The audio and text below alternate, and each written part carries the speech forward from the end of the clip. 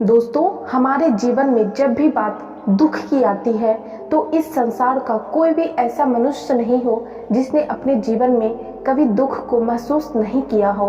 तो आज के इस वीडियो में मैं आप लोगों के लिए महात्मा बुद्ध की एक ऐसी कहानी लेकर आई हूँ जिसको पूरा सुनने के बाद आप समझ जाएंगे कि आखिर हमारे जीवन में दुख आता कहाँ से है। इस कहानी के माध्यम से हम दुख के मूल कारण को यानी दुख के बेसिक को आज हम समझेंगे कि आखिर हमारे जीवन में दुख कहाँ से पैदा होता है। इसलिए आप लोग से हम्बल रिक्वेस्ट है, इस कहानी को पूरा जरूर सुनिएगा। एक बार महात्मा बुद्ध अपने शिष्य के साथ एक वन से गुजर रहे थे। बहुत देर वन में चलने के बाद बुद्ध और उनके सभी शिष्य एक विशाल पेड़ के नीचे बैठ जाते हैं। उस पेड़ के नीचे अलग सी शांति होती है। सभी लोग उस शांति को अनुभव कर रहे होते हैं। कोई भी एक शब्द नहीं बोलता, सिर्फ चुपचाप उस शांति को अनुभव कर रहे होते हैं। कुछ देर बीतने के बाद महात्मा बुद्ध का एक शिष्य उठता है और महात्मा बुद्ध से पूछता है, बुद्ध, मैं आपसे एक प्रश्न पूछना चाहता हूँ। इस पर महात्मा बुद्ध कहते हैं, पूछो, क्या प्रश्न है तुम्हारा। वह बुद्ध का शिष्य बुद्ध से पूछता है, बुद्ध, मैंने कभी भी आपको दुखी नहीं देखा। आपके चेहरे पर एक अलग सी मुस्कुराहट रहती है, हमें भीतर तक आनंद भर देती। आपके चेहरे पर अलग सी चमक है जो हमें दुख से कोसों दूर करती है। पर मैं ये जानना चाहता हूँ कि मेरे भिक्षु बनने से पहले मेरे जीवन में बहुत सारा दुख था जिसके कारण मैं भिक्षु भी बन गया, पर मैं अभी तक नहीं जान पाया हूँ कि दुख है क्या। क्या आप मुझे बता सकते हैं कि वास्तव में दुख क्या है। बुद्ध मुस्कुराते हैं और अपने भिक्षु से कहते हैं, दुख एक विचार से ज़्यादा कुछ नहीं है। सभी लोग सुनकर चौंकते हैं और महात्मा बुद्ध से पूछते हैं, परंतु बुद्ध, विचार तो आते हैं और चले जाते हैं, पर दुख एक बार आ जाता है तो जाने का नाम ही नहीं लेता। इस पर महात्मा बुद्ध कहते हैं, मैं तुम्हें एक छोटी सी घटना बताता हूँ। एक नगर में एक धनी सेठ रहता था। उसके पास एक वफादार नौकर था।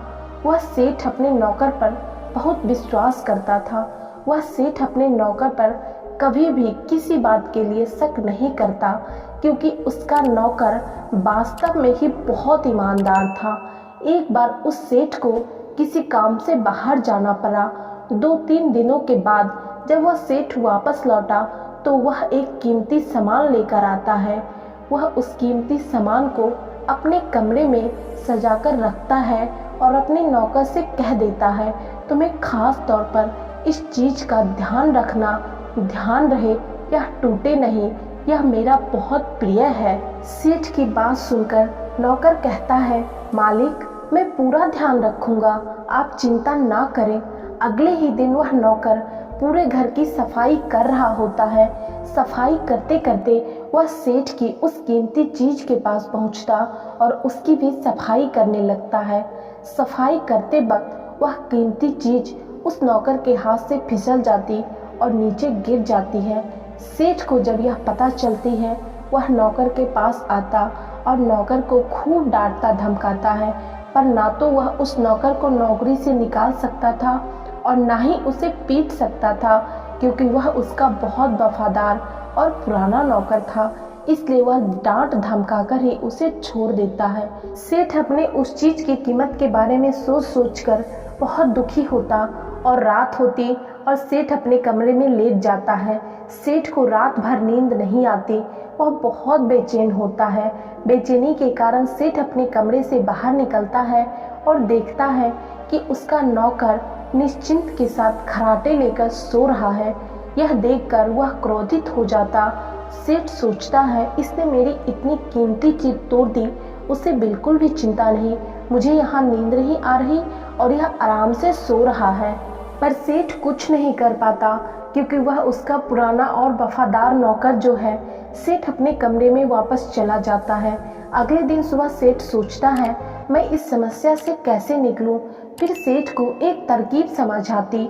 वह अपने नौकर के पास जाता है और अपने नौकर से कहता है, मुझे बहुत दुख हो रहा है, यह बताते हुए कि वह जो कीमती चीज कल तुमने तोड़ी थी उसे मैं तुम्हारे लिए लाया था, मैं चाहता था कि मैं तुम्हें उपहार में दूं, परंतु अब क्या कर सकते हैं, अब तो वे टूट गए हैं। सेठ की बात सुनकर नौकर को धक्का लगा। नौकर सोचता है, अरे यह तो बहुत बड़ी गलती हो गई मुझसे। वे इतनी कीमती और महंगी चीज मेरे लिए लाए थे और मुझसे ही टूट गई। फिर क्या? उस नौकर के मन में बेचैनी पैदा हो जाती, दुख पैदा हो जाती है। रात होती है और सेठ आराम से सोता है और वह नौकर बेचैन रहता। उसे रात में नींद नहीं आती। नींद क्यों नहीं आती? क्योंकि अब उस नौकर ने उस सेठ की उस कीमती चीज को अपने आप से जोड़ लिया था, इसलिए वह दुखी हो रहा था। पहले उस नौकर के मन में यह विचार नहीं था कि वह कीमती चीज मेरी है, पर अब उसके मन में यह विचार है कि अगर वह कीमती चीज ना टूटती तो वे मेरी होती। महात्मा बुद्ध कहते हैं, दुख केवल एक विचार है। और यह विचार कैसे उत्पन्न हुआ? अपने आप को किसी चीज से जोड़ने से। हम जिस भी चीज को अपने आप से जोड़ लेते, उसे पकड़ने की कोशिश करते हैं, वह चीज हमें दुख देती है। क्योंकि वास्तविकता तो यही है कि कोई चीज हमसे जुड़ नहीं सकती। हर चीज आपके पास है, आपकी है, पर कुछ समय के लिए, कुछ समय बाद वह आपसे दूर हो जाएगी। उस दूर होने की घटना को स्वीकार करें और आगे बढ़ें। दोस्तों, उम्मीद करती हूँ इस कहानी को पूरा सुनने के बाद आप लोग समझ गए होंगे कि आखिर दुख क्या है और इस दुख का निवारण क्या है। कहानी आपको कैसी लगी कमेंट करके जरूर बताइएगा। आज के वीडियो में इतना ही, मिलते हैं नेक्स्ट वीडियो में, तब तक के लिए धन्यवाद।